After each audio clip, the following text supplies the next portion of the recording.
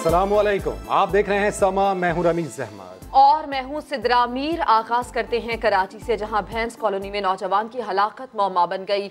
इरशाद रांझानी डाकू था या आम शहरी, पुलिस तफ्तीश शुरू कर चुकी है।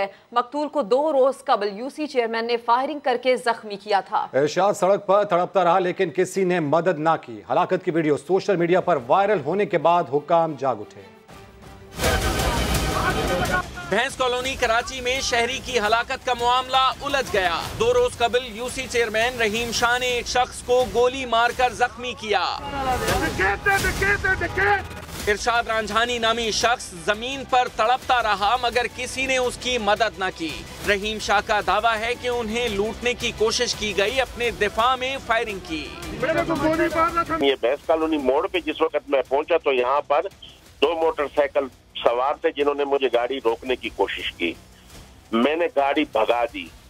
गाड़ी मैंने भगाई लेकिन जिस तरफ भैंस कॉलोनी मोड़ की तरफ हमने टर्न करना था, अचानक वहां सामने एक गाड़ी आ गई। इसने पहले 2 फायर किए इन्होंने हमारे ऊपर। फिर मैंने अपना शीशा जो है चढ़ा हुआ इसके ऊपर फायर किया, जिससे ये मुलजिम जख्मी हो गया। रहीम शाह ने बताया कि उन्होंने 15 पर इत्तला कर दी थी। ट्रैफिक की वजह से पुलिस ताखीर से पहुंची। 2 दिन पहले पेश आने वाले वाकये की वीडियो वायरल हुई, तब पुलिस को भी तफ्तीश का ख्याल आया। मलीर पुलिस का कहना है कि मरने वाले शख्स का क्रिमिनल रिकॉर्ड चेक किया जा रहा है। सिंध के वजीर बल्दियात सईद गनी कहते हैं कि गोली चाहे मुजरिम को लगे, अस्पताल पहुंचाया जाना उसका हक है। एक शख्स को गोली लगी, अगर वो मुजरिम था तब भी हॉस्पिटल पहुंचना उसका हक था। हॉस्पिटल ले जाया जाना चाहिए था उसको, और इसकी हम पूरी तहकीकात करेंगे। जो भी इसका जिम्मेदार होगा उसके खिलाफ बिल्कुल कार्रवाई होनी चाहिए। सिंध हुकूमत मुलव्विस अफराद के खिलाफ कार्रवाई करेगी। दूसरी जानिब मकतूल इरशाद के दोस्तों का दावा है कि वो सियासी जमात का कारकुन था, डाकू नहीं। उसे दुश्मनी की बिना पर कत्ल किया गया है। वाक़े की मुकम्मल तहकीकात करवाई जानी चाहिए। मकतूल इरशाद रांझानी के घर वाले कहते हैं, अगर इरशाद गुनाहगार था तो उसे पुलिस के हवाले किया जाता। जालिम शख्स ने मासूम को बेगुनाह को मार डाला।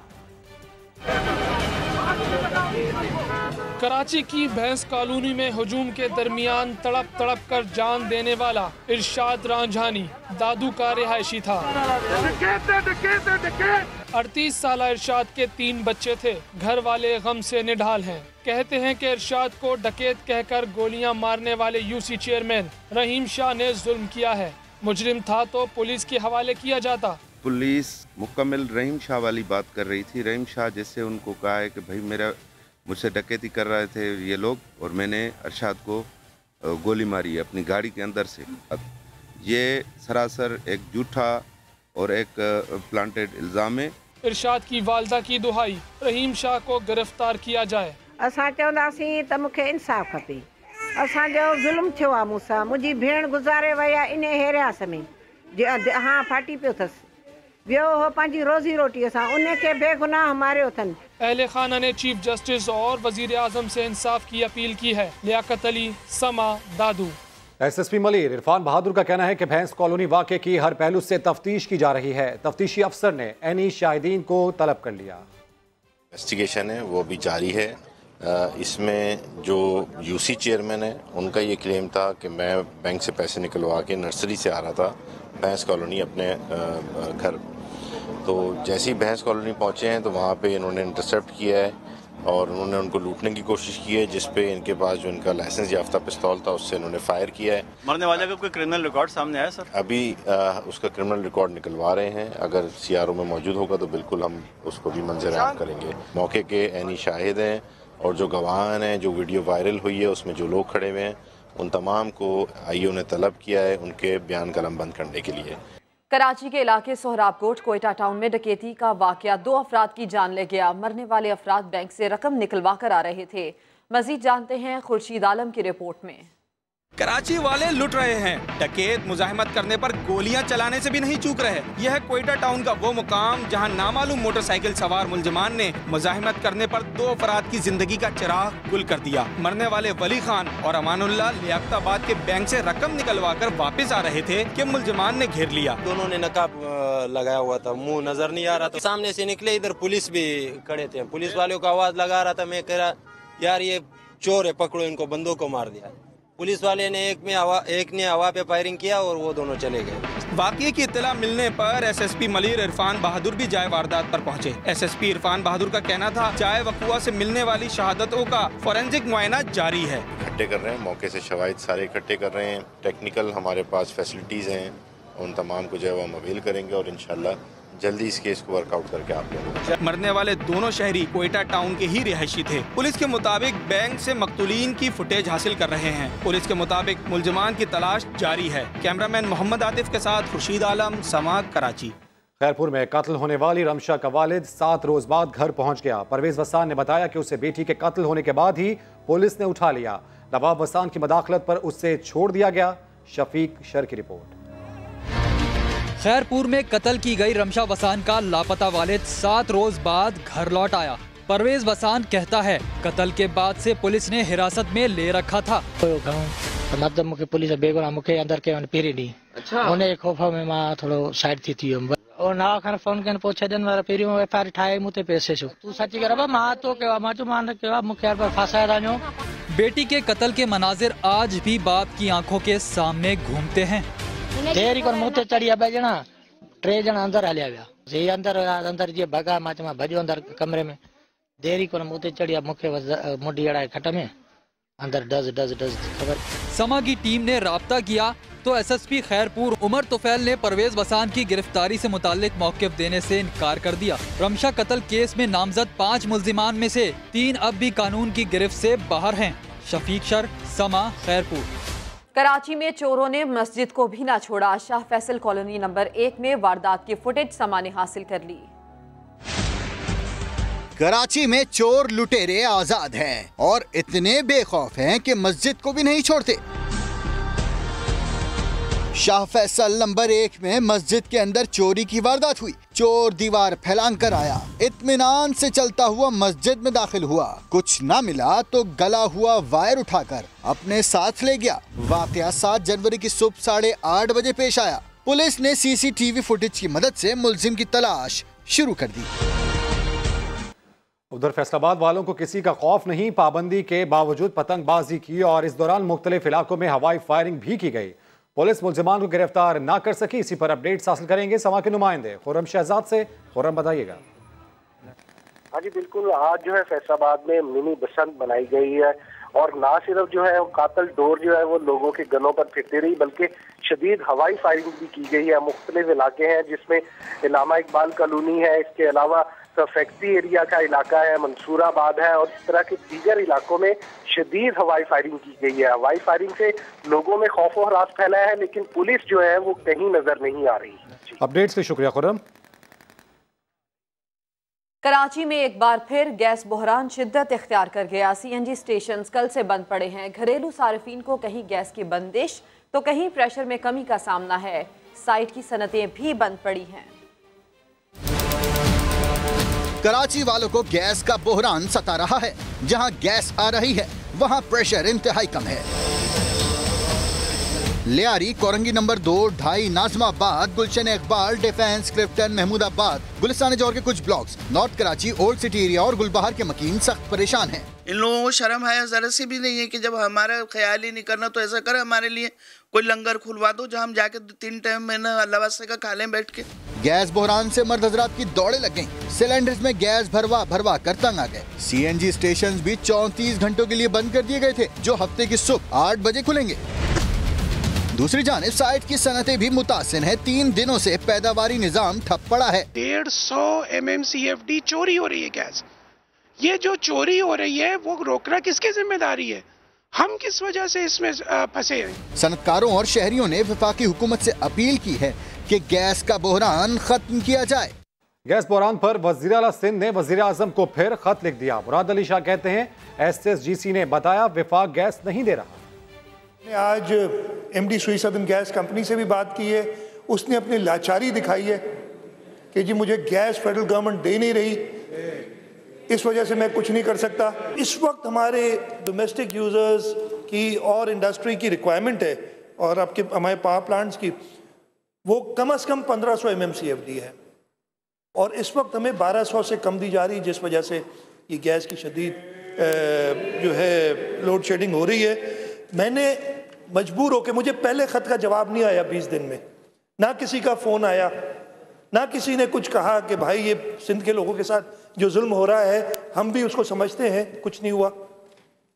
मैं मजबूर होकर आज एक और ख़त लिख रहा हूँ और मैं क्या कर सकता हूँ। गैस बहरान ने कराची वालों का पीछा ना छोड़ा। शहरी कहते हैं ना वक्त पर नाश्ता मिलता है, ना खाना, दफातर पहुंचने में भी देर हो जाती है। ना ही कोई ड्यूटी पे पहुंच सकता है, ना ही घर पे कोई चीज़ पक सकती है। हर तरीके से गैस का जो निज़ाम है वो है ही नहीं। हमें तो इस बात से परेशान है कि ये गैस कहाँ जा रही है। आदमी बाहर परेशान है, घर में लेडीज़ को भी अंदर परेशान किया जा रहा है। ये तो तब्दीली क्या आई है, इन्होंने कुछ ज़्यादा तब्दीली कर दी है। ये सुबह उठो तो सुबह नाश्ते के लिए प्रॉब्लम, तो सुबह लेट हो रहे हैं, और शाम को थके हारे जाओ तो गैस नहीं है, खाना नहीं बना हुआ, होटलों में जाओ तो लंबी लाइन लगानी पड़ती है। घरों में डिलीवर करने वाली ऑनलाइन एप्लीकेशन के एमडी नुमान मिर्जा कहते हैं 2-3 दिनों से घरों में गैस न होने की वजह से ऑर्डर बढ़ गए, जिससे कारोबार बढ़ नहीं रहा बल्कि उससे नुकसान हो रहा है। कराची के जो ऑर्डर्स हैं वो काफ़ी ज़्यादा बड़े हैं और बाकी सारे शहरों के ऑर्डर जो हैं वो तकरीबन सेम ही रहे। जब हमने इसको डीपली चेक किया है तो पता लगा है कि वो जो गैस के इश्यूज़ आ रहे हैं कराची में, उसकी वजह से ऑर्डर्स पे फ़र्क आ रहा है। इसकी वजह से एक और इम्पैक्ट रेस्टोरेंट्स के ऊपर भी आता है कि वहाँ पर खाना बनाने के लिए जब गैस नहीं होती है तो ऑर्डर वहाँ पे भी मतलब कैंसिलेशंस बढ़ जाती हैं, रेस्टोरेंट्स ऑर्डर कैंसिल कर रहे होते हैं। आगे बढ़ते हैं। जाली अकाउंट्स केस नैब का बनता ही नहीं। बिलावल भुट्टो ने सुप्रीम कोर्ट में नजरसानी दरखास्त दायर कर दी। अदालत के सवाबदीदी इख्तियारात पर भी सवाल उठा दिया। सिंध सरकार ने केस की कराची से इस्लामाबाद मुंतकली रोकने के लिए अदालत से रुजू कर लिया। जुल्करनैन इकबाल की report. Sindh mega corruption scandal का जाली बैंक अकाउंट केस, अदालती फैसले पर अमल दरामद का मामला। नैब ने इब्तदाई पेशरफ्त रिपोर्ट सुप्रीम कोर्ट में जमा करा दी, मगर जाली की आदत कहती है इस मामले में भला नैब का क्या लेना देना। कानूनी जंग में आसिफ जरदारी, फरियाल तालपुर और ओमनी ग्रुप मालकान के बाद अब सिंध हुकूमत और बिलावल भुट्टो जरदारी ने भी मोर्चे संभाल लिए। सुप्रीम कोर्ट में 2 अलग अलग दरखास्तें दायर। 7 जनवरी के फैसले पर नजरसानी की इस्तदा। जाले चेयरमैन ने नजरसानी दरखास्त में मौकफ इख्तियार किया है कि यह मामला नैब का तो बनता ही नहीं, सीधा सीधा बैंकिंग कोर्ट का केस है। साथ ही JIT की तश्कील और इसमें हसास इदारों की नुमाइंदगी पर एतराज कर दिया। दरखास्त में बुनियादी हकूक से हटकर इनफरादी अज खुद नोटिस पर भी सवाल उठा दिया। कहा अदालत के सवाबदीदी इख्तियारात हैं क्या, तय किया जाए। सिंध हुकूमत ने अपनी नजरसानी दरखास्त में केस कराची से इस्लामाबाद मुंतकिल ना करने की इस्तदा कर दी। साइंस सरकार का मौकफ है कि केस मुंतकली से न सिर्फ इंतजामी मसाइल पैदा होंगे बल्कि ऐसा करना शफाफ ट्रायल से इनकार के मुतरादिफ भी होगा। PTI हुकूमत ने नून लीगी दौरे हुकूमत का एक और करप्शन स्कैंडल ढूंढ निकालने का दावा कर दिया। दस्तावेजात भी सामने आ गई। वजीर मवासलात मुराद सईद इल्जाम लगाया कि मुल्तान सक्खर मोटरवे मंसूबे में एहसन इकबाल और शरीफ बरादरान ने अरबों रुपए का कमीशन खाया। इस्लामाबाद से जहीर अली की रिपोर्ट। नून लीगी दौरे हुकूमत में मुबैना करप्शन का एक और बड़ा स्कैंडल, तब्दीली सरकार का सबूत हाथ लगने का दावा। वजीर आजम इमरान खान को भी आगाह कर दिया गया। इस्लामाबाद में प्रेस कॉन्फ्रेंस करते हुए वफाकी वजीर मवासलात मुराद सईद ने इल्जाम लगाया कि मुल्तान सक्खर मोटरवे मंसूबे में बड़े पैमाने पर करप्शन की गई। नून लीगी हुकूमत ने जावेद सादिक नामी शख्स को फ्रंट मैन बनाकर कौमी खजाने को अरबों रुपए का नुकसान पहुँचाया। एहसन इकबाल, जावेद सादिक और शरीफ बरादरान ये इस प्रोजेक्ट के किरदार है। हमारे कायद ने कहा था कि ये बड़े प्रोजेक्ट इसलिए शुरू करते कि इसमें बड़े पैमाने पे इनको कमीशन मिलता है। वजीर मवासलात ने यह दावा भी किया कि वफाकी काबीना की मंजूरी से पहले ही साबिक वजीर मनसूबा बंदी एहसन इकबाल और जावेद सादिक ने गैर मुल्की इंजीनियरिंग कंपनी को नवाजने के लिए मंसूबे का MOU साइन कर लिया। 59 बिलियन का PC1 बना था। ड्यूटीज एग्जेम्पशन और बाकी चीजें भी 20-22 अरब की उनको दे देते हैं। पाकिस्तानी खजाने को नुकसान कितना पहुंचा? 60 से 70 अरब का। मुराद सईद का कहना था कि साबिक दौरे हुकूमत के मंसूबों में करप्शन सामने आने की ये पहली किस्त है, अभी मजीद केसेस भी सामने लाएंगे। कैमरामैन उस्मान चीमा, साथी रिपोर्टर अब्बास शबीर के साथ जहीर अली, समा, Islamabad. Chairman FBR doctor Jahanzeb Khan कहते हैं बकाया जात की अदायगी के लिए अलीमा खान की दरखास्त सुप्रीम कोर्ट में जमा करा दी है। वक्त पूरा होते ही अगला कदम उठाया जाएगा। वह लाहौर में मीडिया से बात कर रहे थे। वज़ीर-ए-आज़म की बहन अलीमा खान है, आज कल उनकी आखिरी डेट थी, 2 नोटिस इनको चले गए, अभी तक उन्होंने बकाया जात जमा नहीं कराया जो जमाना हुआ था। ये एक पर्टिकुलर केस है जिसका आप जिक्र कर रहे हैं, उसमें उन्होंने अपने 25% जो थे टैक्स असेसमेंट वो जमा करा दी थी। साथ कुछ उन्होंने अपनी एश्योरेंसेस भी दे दी थी कि जी बाकी मानदा भी इंस्टॉलमेंट्स में हो जाएगा।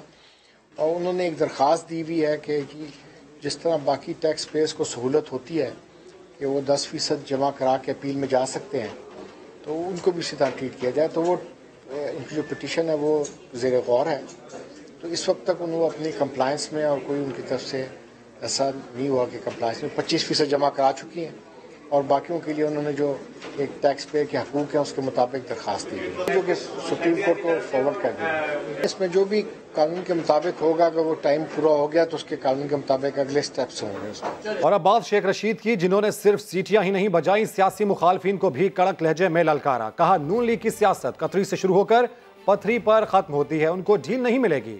वफाकी वजीर पब्लिक अकाउंट्स कमेटी के मामले पर स्पीकर को भी तनकीद का निशाना बनाते रहे। कोई सवाब दीदी कोई हक नहीं है स्पीकर का कि मुझे पब्लिक अकाउंट से रोके। मैं चैलेंज करता हूं कि स्पीकर का कोई इख्तियार नहीं है कि वो शहबाज शरीफ को रिमांड में बुलाए। स्पीकर साहब, आपने ये गलत काम किया, टोटली गलत काम किया है। मैं पाकिस्तान का सीनियर मोस्ट पार्लियामेंटेरियन हूं, इमरान खान की वजह से चुप हूं। PAC के बारे में मैंने गुजारिश की है इमरान खान साहब को, दुनिया इधर की उधर हो जाए, मुझे शहबाज शरीफ पब्लिक अकाउंट कमेटी का चेयरमैन कबूल नहीं है। जिन लोगों ने इमरान खान से ये काम करवाया है, जमहूरियत के नाम पे चोरों को अकाउंट में लाया है, ये बारगेन कर रहे हैं। बारगेन नहीं होगी, इनकी सियासत यही है। ये कतरी से शुरू होते हैं और पथरी पे इनकी सियासत खत्म हो जाती है। इमरान खान के पास न ढील है, न ढील है, न धक्का है, अंदर कलंदर और अंदर है ये सारे। वजीर बराए रेलवे शेख रशीद ने रेलवे के मजदूरों को 3-3 हज़ार रुपए इजाफी देने का ऐलान कर दिया। रेलवे मुलाजमीन का स्केल बढ़ाने और रेलवे पुलिस की तनख्वाहें पंजाब पुलिस के बराबर लाने की खुशखबरी भी सुना दी। जहीर अली रिपोर्ट करेंगे।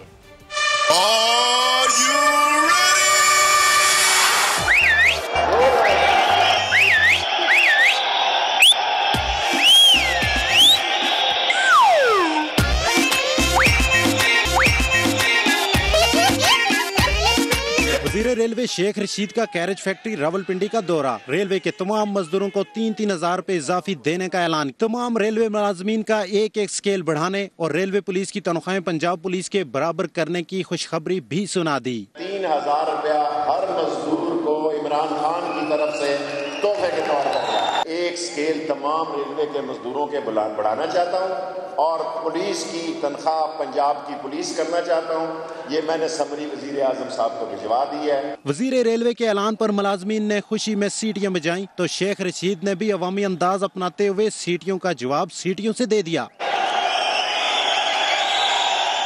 शेख रशीद के ऐलानात और अवामी अंदाज पर रेलवे मुलाजमीन में खुशी की लहर दौड़ गई। वो अवाम की नब्ज को समझते हैं, उसके मुताबिक ही वो चलते हैं। देखते हैं अवाम क्या कर रही है, वो ऐसे ही हो जाती है। तो इस महंगाई के दौर में कुछ भी नहीं है, लेकिन ये मजदूरों के लिए हौसला अफजाई है। इनाम 1 रुपए का भी हो तो वो बहुत बड़ी चीज होती है।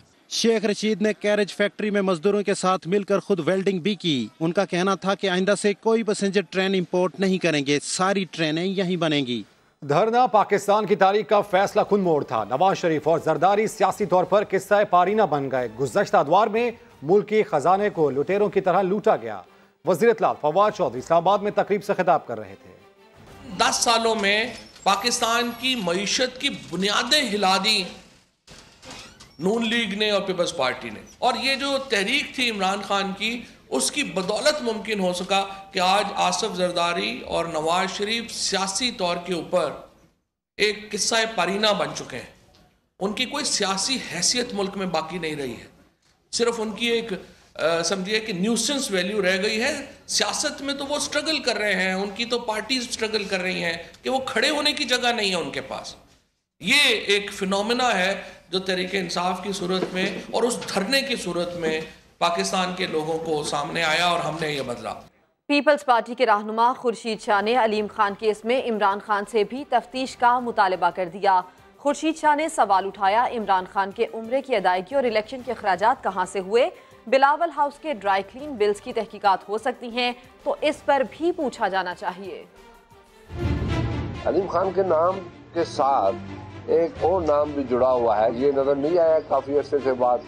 ये ATM कार्ड है, बिलावल हाउस के मनी ट्रेल के लिए मार्केट के पैसे भी आ रहे हैं, ये इधर धुलाई के कपड़े हुए, ये ड्राई क्लीन हुई, खर्चे जो इलेक्शंस के हुए हैं, जो उनके इमाम के इलेक्शन का हुआ है, उम्रे जहाज, ये सारी चीजें, तो उनका भी सवाल होना चाहिए, पूछना चाहिए। अगर पीएसी के चेयरमैन में शहबाज शरीफ इस्तीफा दे क्योंकि उसके ऊपर नेब का केस है, तो फिर इमरान खान को भी देना चाहिए। उसके ऊपर नेब का केस है, खत्म नहीं हुआ है। एनआरओ कौन मांग रहा है, कौन दे रहा है? अपोजिशन भी कहती है भाई हमें तो पता भी नहीं है।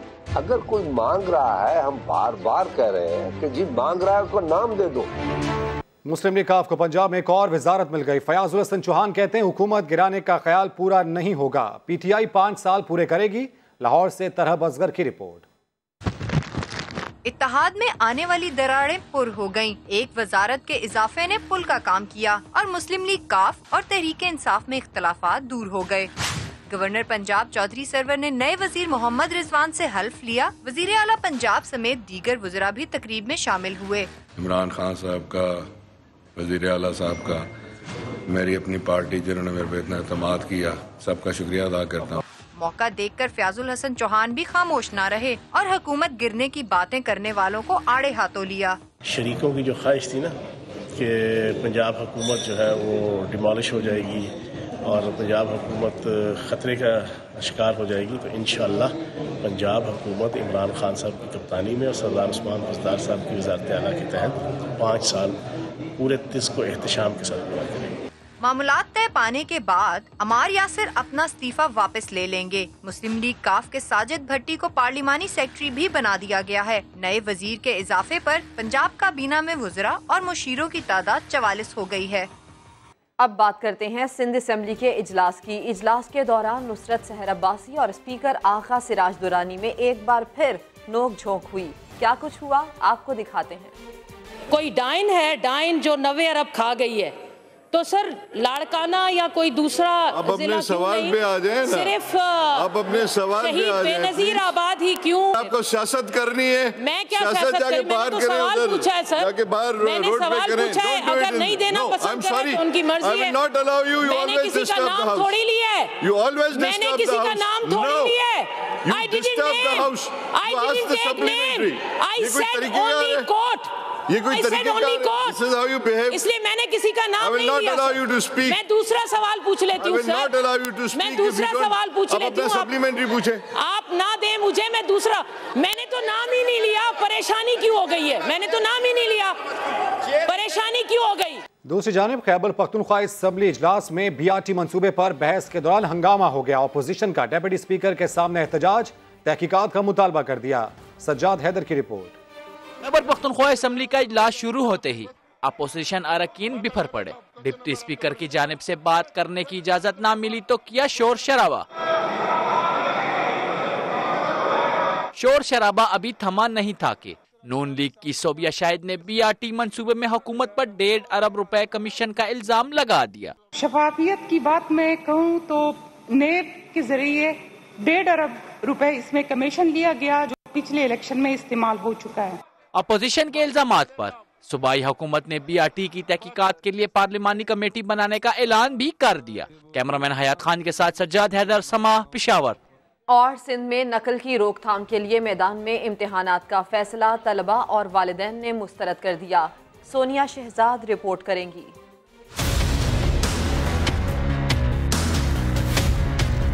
20 मार्च मैट्रिक बोर्ड के इम्तिहानात का आगाज। इम्तिहानात में नकल की रोकथाम के लिए वजीर तालीम का अनोखा ऐलान, इम्तिहानात मैदान में लिए जाएं।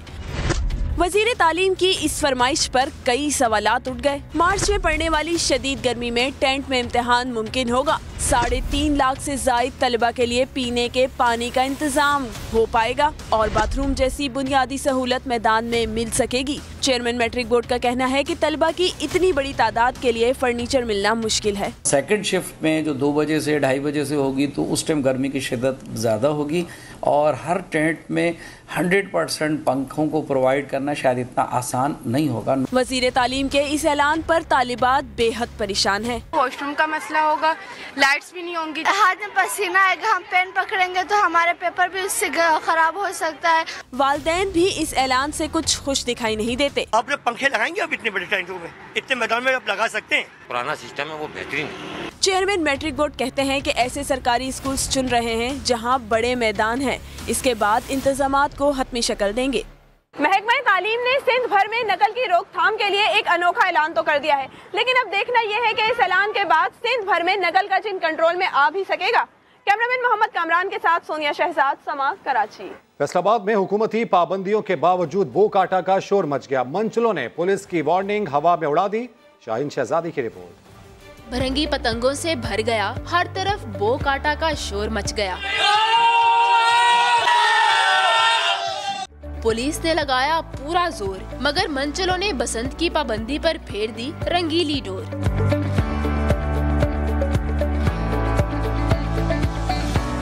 लड़के तो लड़के, फैसलाबादी लड़कियां भी पतंगबाजी में किसी से पीछे न रही। ऑब्वियसली डर तो लग ही रहा है कि कहीं पतंगबाजी करते हुए पुलिस पकड़ न ले, लेकिन अब क्या करें, साल में एक बार तो आता है, ये दिन तो मनाना तो है ही। मंसूराबाद बटाला कॉलोनी गुलामाबाद में पुलिस से आंख मचोली करते नौजवान कहते हैं खर्चा किया है तो बसंत भी मनाएंगे। हमने पहले से शॉपिंग की हुई थी तो कुछ ना कुछ तो मनाएंगे। पुलिस बार बार आ रही है लेकिन फिर भी हम छुप के मना रहे हैं उनसे। पुलिस ने अब तक 1000 से ज्यादा मुकदमा दर्ज करके 200 मंचलों को गिरफ्तार कर लिया। पुलिस की कार्रवाइयां अपनी जगह, मगर मन के हाथों मजबूर मंचले कहते हैं बसंत का त्यौहार साल में एक बार आता है, इजाजत तो मिलनी चाहिए। कैमरामैन हाफिज अवैस के साथ शाहीन शहजादी, समा, फैसलाबाद। स्वात की बर्फीली वादी मालम जब्बा में स्की गाला का आगाज हो गया। सयाहों ने भी डेरे डाल दिए। सैयद शहाबुद्दीन की रिपोर्ट। मालम जब्बा की हसीन वादी, जहां सजा स्की का मेला। मुल्क भर से स्कीयर्स अपने जौहर दिखाने पहुंच गए। सलालम और जायंट सलालम कैटेगरीज के मुकाबले होंगे। स्कीयर्स ने कौमी परचम उठाए, स्कीइंग की और पाकिस्तान जिंदाबाद के नारे लगाए। मालम जब्बा में स्की फैसिलिटी मिल जाए तो हमारा जो यहाँ के लोकल बच्चे यहाँ ये इंटरनेशनल लेवल के खेल कर सकता है और पाकिस्तान के नाम रोशन कर सकता है। फेस्टिवल देखने सयाहों की बड़ी तादाद भी यहाँ पहुँच गई, जो स्की के साथ सुहाने मौसम और दिलकश नज़ारों से लुत्फानंदोज हो रही है। यहाँ की खूबसूरती ऐसी है कि बिल्कुल गॉड गिफ्टेड है। Pakistan has been blessed with a lot of natural beauty, effortless. थोड़ी सी डेवलपमेंट अगर हम ध्यान देंगे ना तो पूरी दुनिया से मुझे यकीन है लोग आएंगे। स्की का खेल देखने में जितना आसान है, खेलने में इतना ही मुश्किल है। बरपोश वादी मालम जब्बा में बर्फीली खेल स्कीइंग का मेला सजा तो खिलाड़ियों ने भी अपने फन के खूब जौहर दिखाए। कैमरामैन फरजंद अली के साथ सैयद शहाबुद्दीन, समा, मालम जब्बा, स्वात। Welcome back. जराइम पेशा अफराद होशियार हो जाए, जेल से रिहाई के बाद भी आप पर कड़ी नजर रखी जाएगी। वो कैसे, जानते हैं पेशावर से सज्जाद हैदर की रिपोर्ट में। खैबर पख्तूनख्वा के जराइम पेशा अफराद जुर्म करने से पहले सोच लें, क्योंकि जेल से रिहाई के बाद अब होंगे पुलिस के रडार पर। जी हाँ, खैबर पख्तूनख्वा पुलिस ने ऐसे अफराद का डेटा डिजिटलाइज करना शुरू कर दिया है, जिसमें रिहाई के बाद न सिर्फ इनकी तमाम जाती मालूमात दर्ज होगी बल्कि नकलो हरकत पर भी कड़ी नजर रखी जाएगी। जैसे कोई वारदात होती है तो इनके जो फिंगरप्रिंट्स हम मौके से जब पिक कर लेते हैं तो इनके साथ पहली फुर्सत में वो मैच करते हैं। अगर वो मैच हो जाते हैं, हमारी जो ट्रेसिंग है उसमें या डिडक्शन है, इन्वेस्टिगेशन में वो तेजी आई है। शहरियों ने पुलिस के इस इक़दाम को जराइम में कमी का सबब करार दिया। ये काम तो होना चाहिए था, बहुत पहले होना चाहिए था सिस्टम, तो अभी तो बहुत बेहतर हो गया। ये तो बहुत बड़ा अच्छा इक़दाम है। इससे मुजरिमों को भी खौफ होगा कि वो इसका डेटा सिक्योर हो जाता है, फिर वो आइंदा क्राइम करते तो उसको डर होता है। पुलिस रिकॉर्ड में अब तक 5000 से ज्यादा जराइम पेशा अफराद का डेटा महफूज कर लिया गया है। कैमरामैन कामरान खान के साथ सज्जाद हैदर, समा, पेशावर। कराची क्रिप्टन लाइसेंस ऑफिस में एजेंट ने शहरी को लूट लिया, जिस पर जमशेद चुप ना रहा। धोखेबाज को नए नंबर से फोन करके बुलाया और गिरफ्तार करवा दिया। शाहनवाज अली की रिपोर्ट। कराची वाले ड्राइविंग लाइसेंस जरूर बनवाएं, मगर किसी के झांसे में ना आए। क्लिफ्टन ड्राइविंग लाइसेंस ब्रांच में जमशेद नामी शहरी अपने भाई का लाइसेंस बनवाने पहुंचा। आ गए एजेंट्स माफिया, जिनका काम था रकम बटोरना। शहरी को झांसा देकर 3500 रुपए ले लिए गए और फिर ड्राइविंग लाइसेंस भी न दिया गया। जिसको फोन करना कर लो, मेरे फलाने के साथ ताल्लुकात है, फलाने डीएसपी एसपी के साथ सबके ताल्लुकात बोले मेरे ताल्लुकात है। शहरी ने भी होशमंदी का मुजाहरा किया, एजेंट्स को नाम बदल कर फोन किया तो एजेंट्स ने शहरी को नाज़िमाबाद ऑफिस बुलाया। शहरी ने रेंजर्स को खबर दी और फिर जालसाज एजेंट्स रमजान और इमरान की पकड़ हो गई। 20,000 रुपए वापस कर देने थे, सीधे नहीं किए वापस। आप बताओ, मैं जवाब दूं? देखो आप आपस में बैठे, कोई चीज जमाओ नहीं तो मेरे लोगों का नाम लिया है, इसलिए मेरे दिल में आप लोगों के लिए थोड़ी हमदर्दी है। 3000 रुपए साफ सफाई से उसी में खाली है। पुलिस के मुताबिक मुल्जिमान एजेंट्स माफिया का हिस्सा हैं। अहम खबर आपको दें, सरकारी जमीनों पर सबसे ज्यादा कब्जा किसने किया? अदालती हुक्म पर सर्वे ऑफ पाकिस्तान ने छानबीन की तो बहरिया टाउन का नाम सामने आया। इसी पर बात करेंगे नुमाइंदा खुसूसी मंसूर बुखैरी से। मंसूर, बताइएगा सर्वे ऑफ पाकिस्तान की रिपोर्ट में कौन सी जमीनों पर कितना कब्जा सामने आया बहरिया टाउन का? सिद्रा, देखिए सिंध की सरकारी जमीन पर सबसे ज्यादा कब्जा बहरिया टाउन ने किया। तमाम को वो रिपोर्ट मौसूल हो गए, वो नक्शे मौसूल हो गए जो सर्वे ऑफ पाकिस्तान ने अदालती हुक्म पर सर्वे किया था रेवेन्यू डिपार्टमेंट के साथ मिलकर। बहरिया टाउन की जानब से एक तो 12,000 एकड़ सरकारी जमीन जो MDA के थ्रू हथियार के जरिए, दूसरी 13,000 एकड़ जमीन ऐसी वो सरकारी जमीन है जो मरीज के साथ SSP राव अनवार और दीगर अफसरान के साथ मिली भगत करके वहाँ कब्जा किया और उसको डेवलप किया, फिर उसको फरोख्त कर दिया। इसमें जो सरकारी जमीन है उसके जो हम अपने नाज़रीन को ये भी दिखा सकते हैं कि उन्होंने जो है के मार्फत जो गरीबों की और जमीनें थी वो भी हथिया ली गई। मलिक रियाज के पास मुख्तसर जमीन है जो उन्होंने खरीदी, बाकी मेजॉरिटी जो जमीन है कोई 25,000 एकड़ जो सरकारी थी जिस पर कब्जा किया गया, जिससे अरबों रुपए हासिल किया गया। ठीक है, इस अहम खबर की तफसील आपने दी। मंसूर, आपका शुक्रिया। विसारत से महरूम लेकिन तबला बजाने और गाने में माहिर मुल्तान के बासलाहियत नौजवान से मिलवा रहे हैं अमजद मलिक। बसारत से महरूम लेकिन फन की दौलत से माला माल,